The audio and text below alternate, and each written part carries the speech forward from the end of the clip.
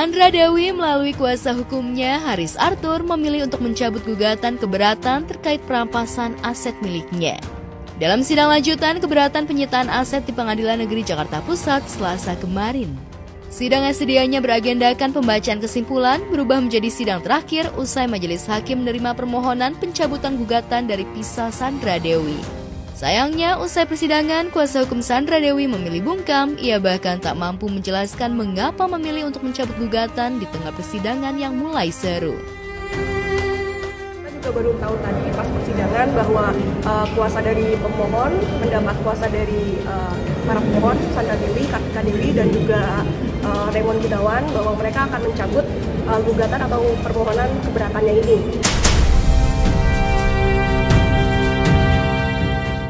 Alasan pencabutan gugatan keberatan terkait perampasan aset justru dijelaskan oleh Andi Saputra, juru bicara dari Pengadilan Negeri Jakarta Pusat. Menurut pihak pengadilan, Sandra Dewi mencabut gugatan keberatan perampasan aset karena menghormati keputusan Mahkamah Agung atas Harvey Mois terkait kasus korupsi tata niaga timah yang ikrah atau putusan yang sudah berkekuatan tetap. Salah satu alasan pencabutan adalah karena pihak pemohon yaitu menghormati putusan Harvey Mois dalam kasus tindak pidana korupsi PT Timah.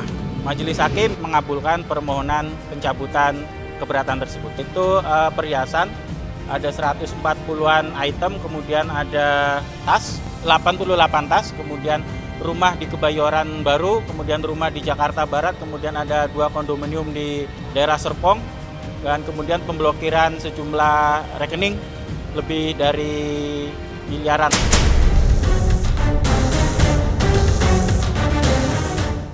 Memang ketika surat keberatan atas perampasan aset yang dimaksud dilayangkan, pihak Kejaksaan Agung langsung meresponnya. Karena perkara yang membelit Harvey Mois yakni korupsi tata niaga timah sudah putusan Mahkamah Agung. Di tingkat kasasi pun Harvey Mois tetap dinilai bersalah dan merugikan negara 300 triliun. Bahkan di tingkat kasasi ia dihukum 20 tahun penjara, denda 1 miliar plus diwajibkan mengganti kerugian negara senilai 420 miliar. Sebab itulah pada sidang pekan lalu, saksi dari Kejagung Max Jefferson dengan lantang membeberkan bahwa Harvey Mois mengalirkan dana ke Sandra. Selain itu terkuak fakta jika Sandra Dewi menggunakan rekening atas nama asistennya. Kabarnya gara-gara langkah Sandra Dewi ini, Harvey kembali menjadi sorotan. Sebab nyatanya yang bersangkutan belum dieksekusi ke lapas.